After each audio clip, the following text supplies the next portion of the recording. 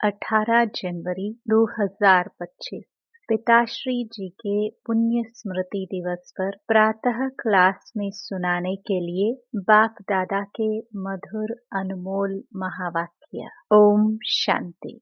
रूहानी बाप अभी तुम बच्चों से रूह रिहान कर रहे हैं, शिक्षा दे रहे हैं। टीचर का काम है शिक्षा देना और गुरु का काम है मंजिल बताना। मंजिल है मुक्ति, जीवन मुक्ति की। मुक्ति के लिए याद की यात्रा बहुत जरूरी है और जीवन मुक्ति के लिए रचना के आदि मध्य अंत को जानना जरूरी है। अब 84 का चक्र पूरा होता है। अब वापस घर जाना है। अपने साथ ऐसी ऐसी बातें करने से बड़ी खुशी आएगी और फिर दूसरों को भी खुशी में लाएंगे। दूसरों पर भी मेहर करनी है, रास्ता बताने की, तमो प्रधान से सतो प्रधान बनाने की। बाबा ने तुम बच्चों को पुण्य और पाप की गहन गति भी समझाई है। पुण्य क्या है और पाप क्या है? सबसे बड़ा पुण्य है बाप को याद करना और दूसरों को भी याद दिलाना। सेंटर खोलना, तन मन धन दूसरों की सेवा में लगाना, यह है पुण्य। संग दोष में आकर व्यर्थ चिंतन पर चिंतन में अपना समय बर्बाद करना, यह है पाप। अगर कोई पुण्य करते करते पाप कर लेते हैं तो की कमाई सारी खत्म हो जाती है। जो कुछ भी पुण्य किया वह सब खत्म हो जाता है, फिर जमा के बदले ना हो जाती है। पाप कर्म की सजा भी ज्ञानी तो आत्मा बच्चों के लिए 100 गुना है, क्योंकि सतगुरु के निंदक बन जाते हैं। इसलिए बाप शिक्षा देते हैं, मीठे बच्चे कभी भी पाप कर्म नहीं करना। विकारों की चोट खाने से बचकर रहना। बाप का बच्चों पर लव है तो तरस भी पड़ता है। बाप अनुभव सुनाते हैं। जब एकांत में बैठते हैं तो पहले अनन्य बच्चे याद आते हैं। भल विलायत में है अथवा कहाँ भी है, कोई अच्छा सर्विसेबल बच्चा शरीर छोड़ जाता है तो उनकी आत्मा को भी याद कर सर्च लाइट देते हैं। यह तुम बच्चे जानते हो। यहाँ 2 बत्तियां हैं, दोनों लाइट इकट्ठी हैं। यह दोनों जबरदस्त लाइट हैं। सवेरे का टाइम अच्छा है, स्नान कर एकांत में चले जाना चाहिए। अंदर खुशी भी बहुत रहनी चाहिए। बेहद का बाप बैठ बच्चों को समझाते हैं, मीठे बच्चे अपने को आत्मा समझ मुझ बाप को और अपने घर को याद करो। बच्चे इस याद की यात्रा को कभी भूलना नहीं। याद से ही तुम पावन बनेंगे। पावन बनने बगैर तुम वापस घर जा नहीं सकते। मुख्य है ही ज्ञान और योग। बाप के पास यही बहुत बड़ा खजाना है जो बच्चों को देते हैं। इसमें योग की बहुत बड़ी सब्जेक्ट है। बच्चे अच्छी रीति याद करते हैं तो याद की भी याद से याद मिलती है। याद से बच्चे बाप को खींचते हैं।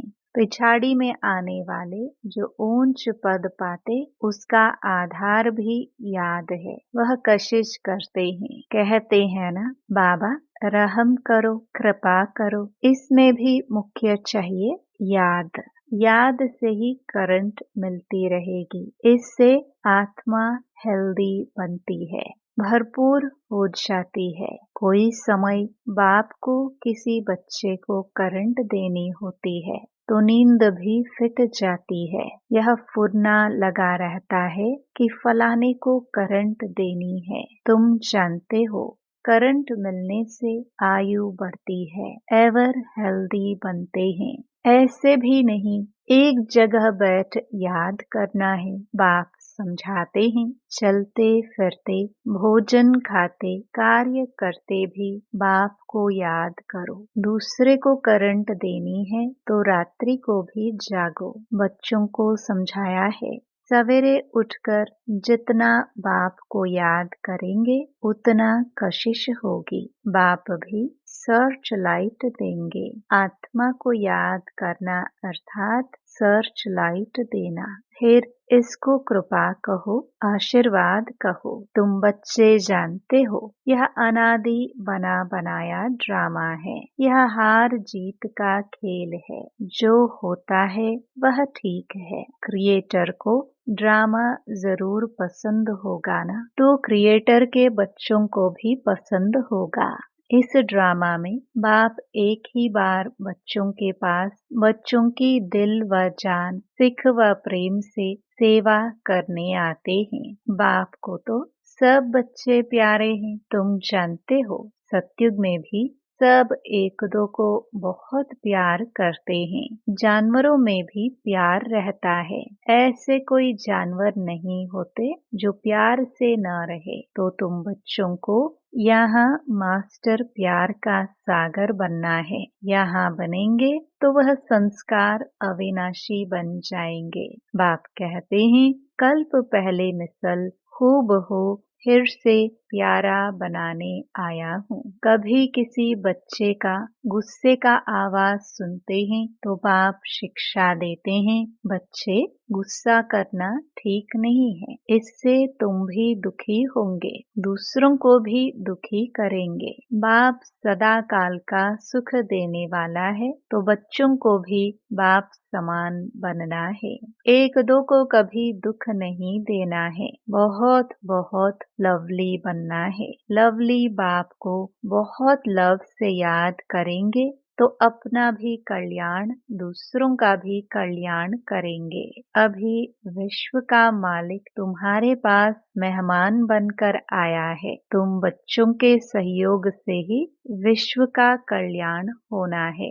जैसे तुम रूहानी बच्चों को बाप अति प्यारा लगता, वैसे बाप को भी तुम रूहानी बच्चे बहुत प्यारे लगते हो, क्योंकि तुम ही श्रीमत पर सारे विश्व का कल्याण करने वाले हो। अभी तुम यहाँ ईश्वरीय परिवार में बैठे हो। बाप सम्मुख बैठा है। तुम ही से खाऊं, तुम ही से बैठूं, तुम जानते हो। शिव बाबा इसमें आकर कहते हैं, मीठे बच्चे, देह सहित देह के सभी संबंधों को भूल मामेकम याद करो। यह अंतिम जन्म है। यह पुरानी दुनिया, पुरानी देह खलास हो जानी है। कहावत भी है, आप मुए मर गई दुनिया। पुरुषार्थ के लिए थोड़ा सा संगम का समय है। बच्चे पूछते हैं, बाबा यह पढ़ाई कब तक चलेगी? जब तक दैवी राजधानी स्थापन हो जाए तब तक सुनाते रहेंगे। फिर ट्रांसफर होंगे नई दुनिया में। बाबा कितना निरहंकार से तुम बच्चों की सेवा करते हैं, तो तुम बच्चों को भी इतनी सेवा करनी चाहिए। श्रीमत पर चलना चाहिए। कहाँ अपनी मत दिखाई तो तकदीर को लकीर लग जाएगी। तुम ब्राह्मण ईश्वरीय संतान हो, ब्रह्मा की औलाद, भाई बहन हो, ईश्वरीय पोत्रे पोत्रिया हो, उनसे वर्षा ले रहे हो। जितना पुरुषार्थ करेंगे उतना पद पाएंगे। इसमें साक्षी रहने का भी बहुत अभ्यास चाहिए। बाप का पहला फरमान है, अशरीरी भव, देही अभिमानी भव। अपने को आत्मा समझ मुझ बाप को याद करो, तब ही जो खाद पड़ी है वह निकलेगी। सच्चा सोना बन जाएंगे। तुम बच्चे अधिकार से कह सकते हो, बाबा वो मीठे बाबा, आपने मुझे अपना बना के सब कुछ वर्षे में दे दिया है। इस वर्षे को कोई छीन नहीं सकता है। इतना तुम बच्चों को नशा रहना चाहिए। तुम ही सभी को मुक्ति, जीवन मुक्ति का रास्ता बताने वाले लाइट हाउस हो। उठते बैठते चलते फिरते तुम लाइट हाउस होकर रहो। बाप कहते हैं, बच्चे अब टाइम बहुत थोड़ा है, गाया भी जाता है। एक घड़ी आधी घड़ी, जितना हो सके एक बाप को याद करने लग जाओ और फिर चार्ट को बढ़ाते रहो। अच्छा, मीठे मीठे सिखिलदे लक्की और लवली ज्ञान सितारों को मात पिता बाप दादा का दिल व जान सिक व प्रेम से याद प्यार और गुड मॉर्निंग। रूहानी बाप की रूहानी बच्चों को नमस्ते। अव्यक्त महावाक्य, निरंतर योगी बनो। जैसे एक सेकंड में स्विच ऑन और ऑफ किया जाता है, ऐसे ही एक सेकंड में शरीर का आधार लिया और फिर एक सेकंड में शरीर से परे अशरीरी स्थिति में स्थित हो जाओ। अभी अभी शरीर में आए, फिर अभी अभी अशरीरी बन गए। यह प्रैक्टिस करनी है। इसी को ही कर्मातीत अवस्था कहा जाता है।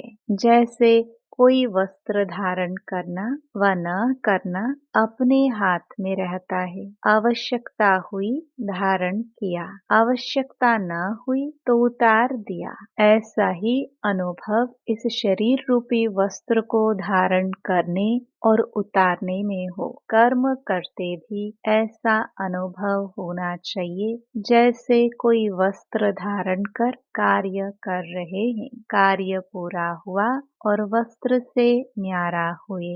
शरीर और आत्मा दोनों का न्यारापन चलते फिरते भी अनुभव हो। जैसे कोई प्रैक्टिस हो जाती है ना, लेकिन यह प्रैक्टिस किन्हें हो सकती है? जो शरीर के साथ व शरीर के संबंध में जो भी बातें हैं, शरीर की दुनिया संबंध व अनेक जो भी वस्तुएं हैं, उनसे बिल्कुल डिटैच होंगे। जरा भी लगाव नहीं होगा तब न्यारा हो सकेंगे। अगर सूक्ष्म संकल्प में भी हल्कापन नहीं है, डिटैच नहीं हो सकते, तो न्यारेपन का अनुभव नहीं कर सकेंगे। तो हर एक को अब यह प्रैक्टिस करनी है, बिल्कुल ही न्यारेपन का अनुभव हो। इस स्टेज पर रहने से अन्य आत्माओं को भी आप लोगों से न्यारेपन का अनुभव होगा।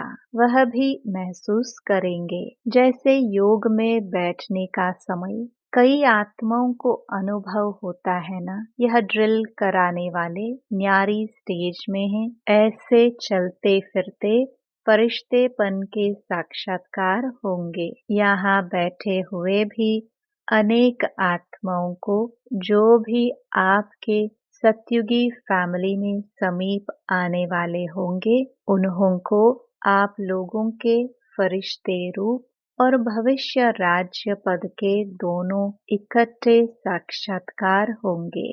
जैसे शुरू में ब्रह्मा में संपूर्ण स्वरूप और श्री कृष्ण का दोनों साथ साथ साक्षात्कार करते थे, ऐसे अब उन्हों को तुम्हारे डबल रूप का साक्षात्कार होगा। जैसे जैसे नंबरवार इस न्यारी स्टेज पर आते जाएंगे, तो आप लोगों के भी यह डबल साक्षात्कार होंगे। अभी यह पूरी प्रैक्टिस हो जाए तो यहाँ वहाँ से यही समाचार आने शुरू हो जाएंगे। जैसे शुरू में घर बैठे भी अनेक समीप आने वाली आत्माओं को साक्षात्कार हुए ना, वैसे अब भी साक्षात्कार होंगे। यहाँ बैठे भी बेहद में आप लोगों का सूक्ष्म स्वरूप सर्विस करेगा। अब यही सर्विस रही हुई है। साकार में सभी एग्जाम्पल तो देख लिया, सभी बातें नंबरवार ड्रामानुसार होनी है। जितना जितना स्वयं आकारी फरिश्ते स्वरूप में होंगे, उतना आपका फरिश्ता रूप सर्विस करेगा। आत्मा को सारे विश्व का चक्कर लगाने में कितना समय लगता है, तो अभी आपके सूक्ष्म स्वरूप भी सर्विस करेंगे, लेकिन जो इस न्यारी स्थिति में होंगे, स्वयं फरिश्ते रूप में स्थित होंगे। शुरू में सभी साक्षात्कार हुए हैं। फरिश्ते रूप में संपूर्ण स्टेज और पुरुषार्थी स्टेज दोनों अलग अलग साक्षात्कार होता था।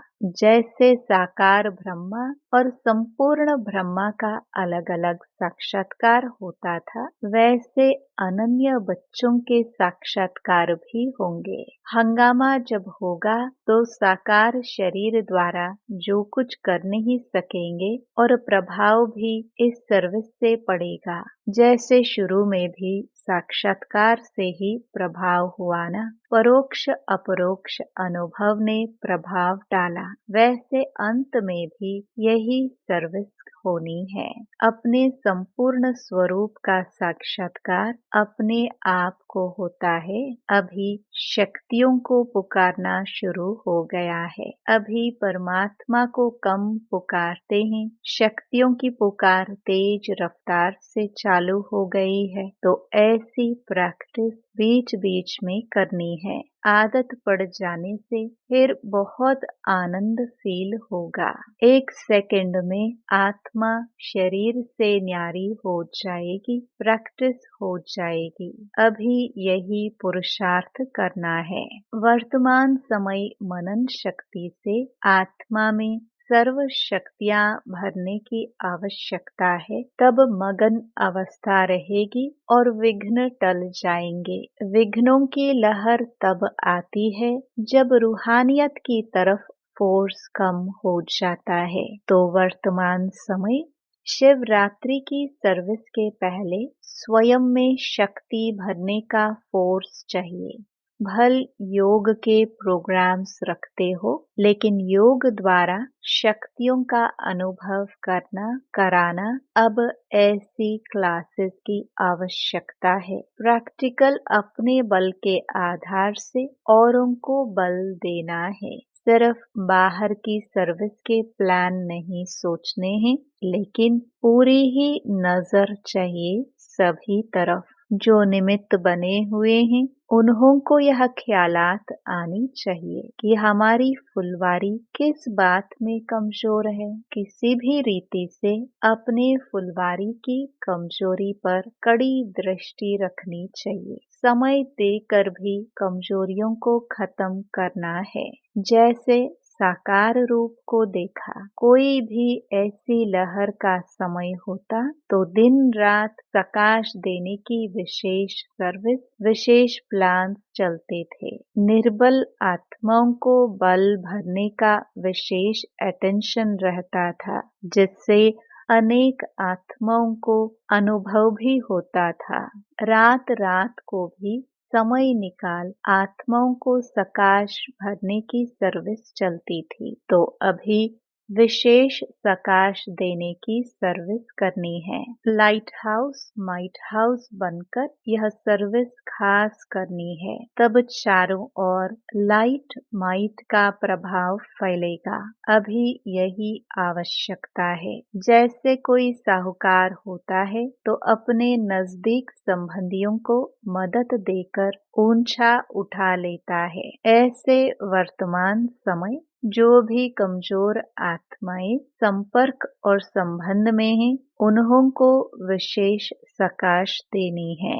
अच्छा, वरदान 1000 भुजा वाले ब्रह्मा बाप के साथ का निरंतर अनुभव करने वाले सच्चे स्नेही भव। वर्तमान समय 1000 भुजा वाले ब्रह्मा बाप के रूप का पाठ चल रहा है। जैसे आत्मा के बिना भुजा कुछ नहीं कर सकती, वैसे बाप दादा के बिना भुजा रूपी बच्चे कुछ नहीं कर सकते। हर कार्य में पहले बाप का सहयोग है। जब तक स्थापना का पाठ है, तब तक बाप दादा बच्चों के हर संकल्प और सेकंड में साथ साथ है। इसलिए कभी भी जुदाई का पर्दा डाल वियोगी नहीं बनो। प्रेम के सागर की लहरों में लहराओ, गुणगान करो, लेकिन घायल नहीं बनो। बाप के स्नेह का प्रत्यक्ष स्वरूप सेवा के स्नेही बनो। स्लोगन: अशरीरी स्थिति का अनुभव व अभ्यास ही नंबर आगे आने का आधार है। अपनी शक्तिशाली मनसा द्वारा प्रकाश देने की सेवा करो। हर समय हर आत्मा के प्रति मनसा स्वतः शुभ भावना और शुभ कामना के शुद्ध वाइब्रेशन वाली स्वयं को और दूसरों को अनुभव हो। मन से हर समय सर्व आत्माओं प्रति दुआएं निकलती रहे। मनसा सदा इसी सेवा में बिजी रहे। जैसे वाचा की सेवा में बिजी रहने के अनुभवी हो गए हो। अगर सेवा नहीं मिलती तो अपने को खाली अनुभव करते हो। ऐसे हर समय वाणी के साथ साथ मनसा सेवा स्वतः होती रहे। ओम शांति।